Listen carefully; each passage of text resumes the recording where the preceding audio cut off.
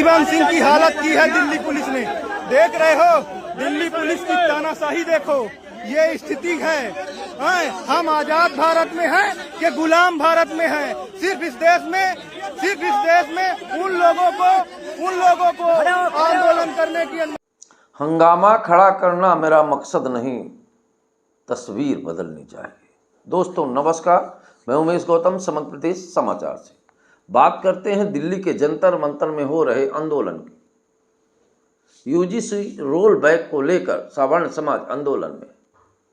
तो सवाल इस बात का है कि आंदोलन हुआ क्यों और आंदोलन का मकसद क्या है, इस पर बाद में बात करेंगे। लेकिन पहले ये नरेंद्र दामोदर दास मोदी का वीडियो देखिए। मुझे बताइए, ऐसे व्यक्ति को मौका मिल जाए तो हिसाब चुकता करेगा कि नहीं करेगा?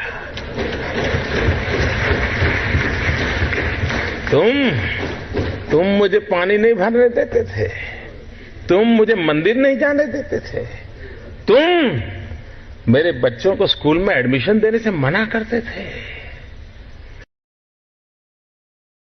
अब आप समझ गए होंगे ये वीडियो देखने के बाद कि जिसके अंदर यह भावना हो कि मुझे इस समाज को प्रताड़ित करना है और यह समाज धोखे में रहा, उसे अपना अंगूठा समझकर, देश का रक्षक समझकर उसका सपोर्ट करता रहा। लेकिन उसके अंदर की जो भावनाएं थी धीरे धीरे बाहर आने लगी। जिस देश के प्रधानमंत्री से इच्छा थी लोगों की देश को आगे ले जाएंगे, हिंदुत्व को आगे बढ़ाएंगे, उन्होंने हिंदुत्व के अंदर ही हिंदुओं को काटने का काम शुरू कर दिया। इसके पहले हम कुछ बात बता रहे हैं। इतिहास गवाह है, इतिहास के पन्नों में दर्ज हर एक शब्द सब कोई पढ़ सकता है। जब भी देश और राष्ट्र की बात आई तो सवर्णों ने, ब्राह्मण, ठाकुर, क्षत्रिय, हालांकि भारत के हर व्यक्ति ने जान की बाजी लगाई, पर इन लोगों का योगदान अलग ही हटके रहा। हमेशा राष्ट्र की बात आती है तो ये सारे द्वेष भूलकर राष्ट्र निर्माण में अपनी सारी ताकत, धन, वैभव झोंक देते हैं। इतिहास इस बात का गवाह है। इतिहास के हर पन्ने में खून से लगे इतिहास इन समाज के लोगों के मिल जाएंगे। लेकिन सत्ता पे बैठे लोग अंदर ही अंदर इनसे घृणा करते रहे और ये समझ नहीं पाए। हिंदुत्व की चोला पहनकर भगवा के नीचे खड़े होकर भगवा को ही खंडित करने का काम करते रहे। अब बात करते हैं आरक्षण विरोधी आंदोलन की। तो मैं तो ये कहूँगा कि ये आंदोलन ही नहीं है, ये संवेदना है, ये दर्द है, ये तड़प है, ये चीख है उन लोगों की जिनके ऊपर आरक्षण रूपी डंडे से प्रहार कर उनके बच्चों की हत्या की जा रही है। उसके बाद भी नहीं माना दिल तो देश के प्रधानमंत्री ने यूजीसी रोल बैक लाकर उनको पुनः उनके बच्चों को खंडित करने का काम किया। हालांकि सत्ता के सिंहासन पर बैठे लोगों को देश से कोई लेना देना नहीं। एक वीडियो बताइए जिसमें यह कहा गया हो कि देश के संपूर्ण देशवासियों के हित की बात करते हैं। अगर बात करते हैं तो निश्चित करते हैं कि मोदी जी का अक्सर यह बयान आता है कि सबसे पहले दलितों की बात करता हूं मैं। हजारों ऐसे वीडियोज मिलेंगे, लेकिन एक भी वीडियो ना मिलेगा जिसमें कभी उन्होंने सवर्ण समाज की भी बात करी हो। इससे स्पष्ट साबित होता है कि देश का प्रधानमंत्री सवर्ण समाज के प्रति क्या आस्था रखता है। ये पूरे देश में दिखाई देता है। पर कुछ अंधभक्त और चूतिया लोग आज भी बोलते हैं कि ऑप्शन क्या है। इन्हें शर्म आनी चाहिए कि देश का प्रधानमंत्री देश को हिंदू राष्ट्र बनाने आया हो, गौ रक्षा की बात करने आया हो, वो खुद मंच से खड़ा होकर ये कहे कि भारत दुनिया का दूसरे नंबर का बीफ निर्यातक देश और हिंदुओं के अंदर ही आपस में लड़ाने की कटाक्ष करे। अगर देश के मुखिया की इच्छा नहीं है तो खड़े मंच से ब्राह्मण, ठाकुर, सवर्णों को गाली देते हैं, उनकी बहन बेटियों के लिए अभद्र करते हैं, तो क्या इस पर कभी देश के मुखिया का बयान आया?